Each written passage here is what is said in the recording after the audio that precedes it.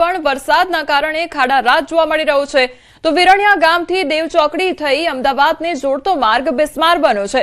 કરોડોના ખર્ચે બનેલ મુખ્ય ડામર રસ્તો સામાન્ય વરસાદમાં ધોવાઈ જવાથી લોકોને ભારે મુશ્કેલીનો સામનો કરવો પડી રહ્યો છે। તો વિરણિયાથી દેવ સુધી ડામર રસ્તો અંદાજિત 3 વર્ષ અગાઉ સરકાર દ્વારા 99 કરોડની ફાળવણી કરીને બનાવવામાં આવ્યો હતો। જો કે આ રસ્તા સામાન્ય વરસાદમાં ધોવાઈ ગયો છે। તંત્રના પાપે લોકો અકસ્માતનો ભોગ બની રહ્યા છે। સામાન્ય વરસાદમાં જ ડામર રસ્તો ઠેર ઠેર ધોવાઈ ગયો અને મોટા મોટા ખાડા પણ પડી ગયા છે। તેમજ પુલની સાઈડ ઉપર મોટા મોટા ખાડા પડી જવાથી ભ્રષ્ટાચાર સામે આવ્યો છે। સ્થાનિક લોકો દ્વારા તાત્કાલિક ધોરણે ખાડા પૂરવામાં આવે તેવી માંગ પણ કરવામાં આવી રહી છે। વિરણિયા ગામ અને હાલના ધારાસભ્ય ગુલાબસિંહે પણ આ અંગે રજૂઆત કરી છે। મહીસાગર જિલ્લામાં વરસાદના કારણે ઠેર ઠેર ડામર રસ્તા ઉપર ખાડા જોવા મળી રહ્યા છે। દ્રશ્યો બતાવી રહ્યો છું કે આ છે દેવથી વિરણિયા જતો રસ્તો કે જ્યાં મોટા મોટા મસ્ત મોટા ખાડા અહીંયા પડી રહ્યા છે। રસ્તાઓ ઉપર ખાડાના કારણે વાહન ચાલકોને ભારે હાલાકીનો સામનો કરવો પડી રહ્યો છે। તો વાહનો અહીંથી નીકળી રહ્યા છે, પસાર થઈ રહ્યા છે, ત્યારે વાહનોને પણ નુકસાની ભોગવવી પડી રહી છે। કેટલાક વાહન ચાલકો છે અહીંયા આવતા જતા હોય છે, તેમની સાથે સીધી વાત કરીશું। આ બહાર રસ્તા પરથી નીકળી રહ્યા છો, કેટલા ખાડા છે ને શું કહેશો, કઈ રીતે મુશ્કેલીઓ પડી રહી છે, શું કહેશો? આમ તો હું અત્યારે વિરણિયા ચોકડીથી આવતો જ છું। રોડ જેવું કશું છે જ નહીં, માત્ર ખાડા સિવાય કશું દેખાતું નથી। અમારો આ કાયમી અવર જવરનો આ રસ્તો છે, એટલે રાત દિવસ આ રસ્તા ઉપર મુસાફરી કરીએ છીએ અમે। કેટલાય એક્સિડન્ટોના અહીંયા પણ ભોગ બનેલા છે। મસ્ત મોટા ખાડા પડ્યા છે, અનેક લોકોને હેરાનગતિ ભોગવવી પડી રહી છે, વાહનોને પણ નુકસાન થઈ રહ્યું છે, શું કહેશો?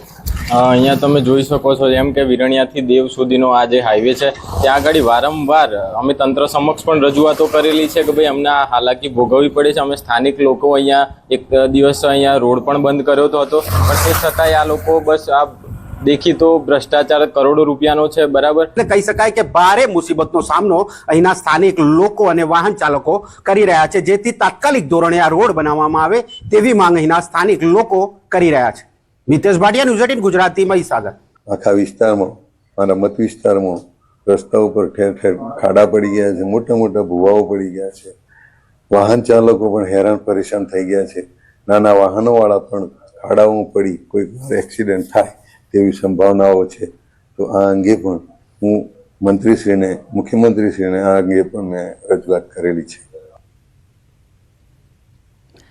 તો જૂનાગઢમાં વરસાદે વિરામ લીધો હોવા છતાં શહેરના રસ્તાઓની હાલત કફોડી જોવા મળી રહી છે। જ્યાં જુઓ ત્યાં મોટા ખાડાઓ હોવાથી લોકો જીવના જોખમે પસાર થઈ રહ્યા છે। તો દોલતપરાથી ધરાનગર ગેટ સુધીના અનેક રસ્તાઓ ગટર અને પાઇપલાઇનની કામગીરીના કારણે બિસ્માર બન્યા છે। વારંવારની રજૂઆતો છતાં કાયમી સમારકામ ન થતા લોકોમાં ભારે રોષ જોવા મળી રહ્યો છે।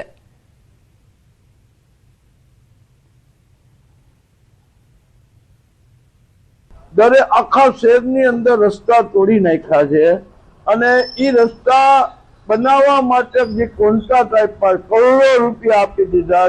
ગુજરાત સરકારે કરોડો રૂપિયા ખોબે ને ધોબે પૈસા આપ્યા છે કે જુનાગઢનો વિકાસ થાય, સારું થાય, પણ જુનાગઢના જે કોન્ટ્રાક્ટ છે એ આ સત્તાધારી બોડીના મિલી ભગતના જ કોન્ટ્રાક્ટ છે। તપાસ કરવાની અમે માંગણી કરીએ છીએ અને જુનાગઢની જનતાના જે પૈસા આપ્યા છે એના પૂરા ઉપયોગ થાય એવી ગુજરાત સરકારને અપીલ કરીએ કે એનો ઉપયોગ પૂરેપૂરો થવો છે।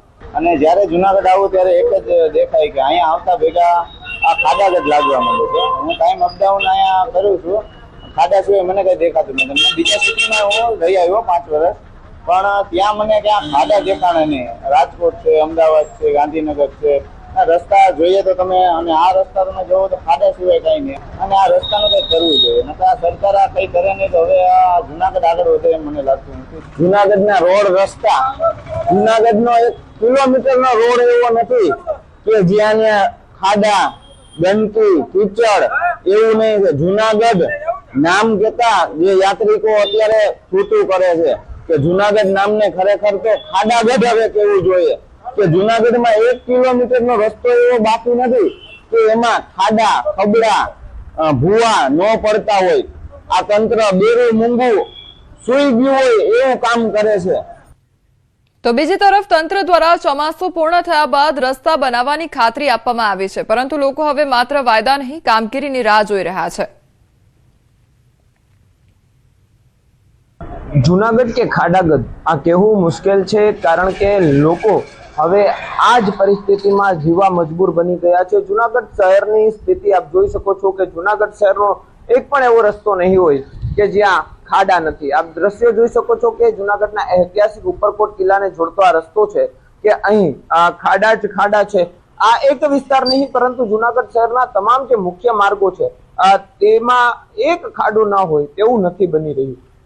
તંત્ર વાત કરી રહ્યું છે કે વરસાદ રોકાશે એટલે રસ્તા બની જશે, પરંતુ વરસાદે વિરામ લીધો, તેને લાંબો સમય થયો છે, પરંતુ હજી પણ આ રસ્તાઓનું કામ થયું નથી. મહાનગરપાલિકાના અધિકારીઓની ઢીલી નીતિના કારણે લોકો હેરાન થઈ રહ્યા છે, તો બીજી તરફ બહારથી આવતા પ્રવાસીઓ પણ મુશ્કેલીમાં મુકાયા છે. ખાસ કરીને જે રીતે ભૂગર્ભ ગટર અને પાણીની લાઈન સહિતની કામગીરી કરવામાં આવી, પરંતુ બાદમાં કોઈ જ છે તે કોઈ પ્રકારની રસ્તાની કામગીરી છે તે કરવામાં નથી આવીને જેના કારણે લોકો હેરાન પરેશાન થયા છે. વહેલી તકે રસ્તાઓનું સમારકામ કરવામાં આવે તેવી માંગ ઉઠી છે. અમારા બખાઈ ન્યૂઝ 18 ગુજરાતી જુનાગઢ. તો કાલોલના ખરસાલિયા રેલવે ઓવરબ્રિજનો સર્વિસ રોડ હાલ વાહન ચાલકો માટે મુશ્કેલીનું કારણ બની ગયો છે. વેજલપુરથી અમદાવાદ હાઈવેને જોડતા માર્ગ પર મસમોટા ગાબડા પડી જતા ખાડામાં પાણી અને કાદવ કિચડનું સામ્રાજ્ય જોવા મળી રહ્યું છે. તો ખાડામાં વાહનો ભટકાતા નુકસાન પણ થઈ રહ્યું છે, જ્યારે ટુ વ્હીલર ચાલકો અકસ્માતનો ભોગ બની રહ્યા છે. આ માર્ગ પરથી ડાકોર અને પાવાગઢ જતા દર્શનાર્થીઓ ઉપરાંત 30 થી વધુ ગામના લોકો, વિદ્યાર્થીઓ અને નોકરિયાતો દરરોજ અવરજવર કરતા હોય છે.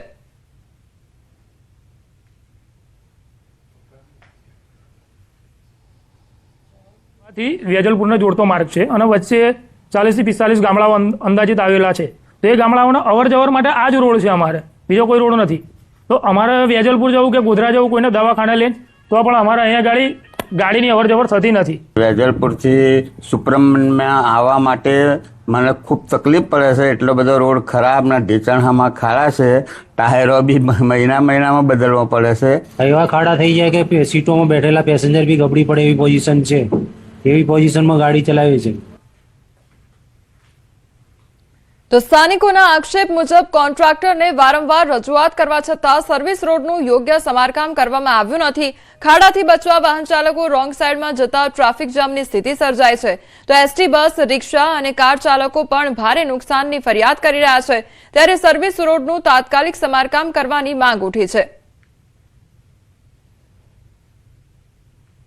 કોન્ટ્રાક્ટરને રજૂઆત કરી, પીડબ્લ્યુડીના સાહેબો આવે એમને પણ કહીએ કે અમારે આટલું થોડું ઘણું બનાવો અને સરખું કરો. ડામર બનાવતો ડામર વાળો, પણ અત્યારે ખાડા તો પૂરી શકો નહીં, એ અમારું કહેવું છે. હમણાં 2 દિવસ પહેલા એક બાઇક વાળો પણ બિચારાને ફ્રેક્ચર થઈ ગયું. શું કરવાનું? આવું છે, કોને રજૂઆત કરવાની? ગયા વર્ષે ધૂળના દિવસે જ એક બાઇક વાળો પડી ગયો અને હેમરેજ થઈ ગયું મગજનું, તે ભાઈ પતી ગયો બિચારો. આવું છે, બોલો સાહેબ, હવે અમે કોને કહીએ? ગોધરા તાલુકાના ટુવા થી વેજલપુરને જોડતો જે માર્ગ છે તેના પર ખરસાલિયા પાસે હાલ રેલવે ઓવરબ્રિજનું કામ ચાલી રહ્યું છે.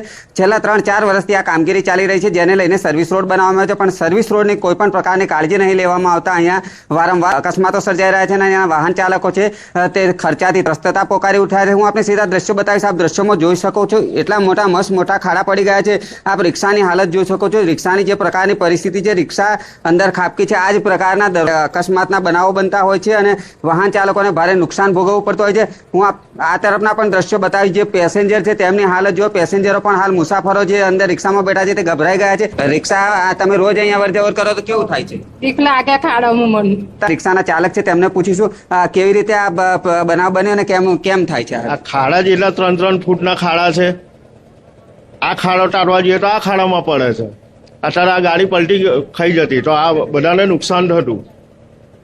કેટલા સમયથી આવું છે, શું માંગણી છે? 3 વર્ષથી આવું છે. અમારી માંગણી એટલી છે કે ખાડા પૂરે, એમની જવાબદારી નિભાવે. આ જે માર્ગ છે યાત્રાધામ પાવાગઢને જોડતો જે અમદાવાદ તરફથી જે અમદાવાદ સૌરાષ્ટ્ર તરફથી જે લક્ઝરી બસો આવતી હોય છે, સાથે જે યાત્રાળુઓ આવતા હોય છે, તેઓને ગોધરા ફરીને લાંબો ચક્કર ના કાપવો પડે તેના માટેનો એક પાવાગઢ જવા માટેનો શ્રેષ્ઠ માર્ગ છે.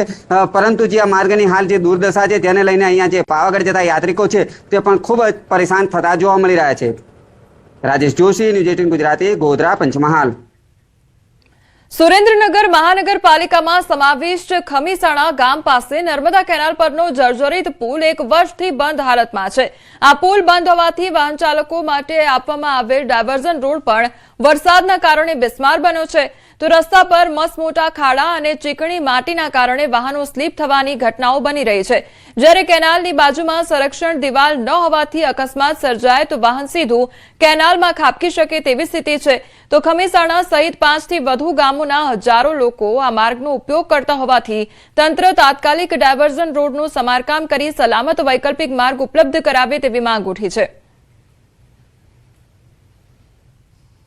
ઘણા બધા પુલ બંધ કરવામાં આવ્યા હતા, જે ગામડાના જોડતા પણ પુલો બંધ કરવામાં આવ્યા હતા। એમાં એક મહિનો જે છે ખમિયાણા રોડ પર આવેલો છે નર્મદા કેનાલ પાસે, એ પણ એને ડાયવર્ઝન આપીને બંધ કરવામાં આવ્યો હતો, પરંતુ એના કોઈ કામગીરી થઈ નહીં। પ્રજાએ હાલ ખુલ્લો મૂકી દીધેલો છે। એ ઘણા સમયથી બંધ છે। હવે એ બંધ હોય એના માટે ગામ લોકોએ પોતાની જાતે રોડ ખોલી નાખ્યો છે। બ્રિજની હાલત કેવી છે? બ્રિજની હાલત હાવ ખખડદસ છે, ગમે ત્યારે ધરાયાસી થઈ જાય। રિપેરિંગના નામે પણ હાલમાં જે રિપેરિંગ તો થયું નથી અને અત્યારે ત્યાંના સ્થાનિક નાગરિકોએ એ પુલને ખોલી દીધો છે અને તેઓ પોતાના જીવના જોખમે ત્યાંથી પસાર થઈ રહ્યા છે। આ જ બ્રિજ ઉપરથી ઘણા નોકરિયાત વિદ્યાર્થીઓ અહીંથી પસાર થઈ જઈ રહ્યા છે।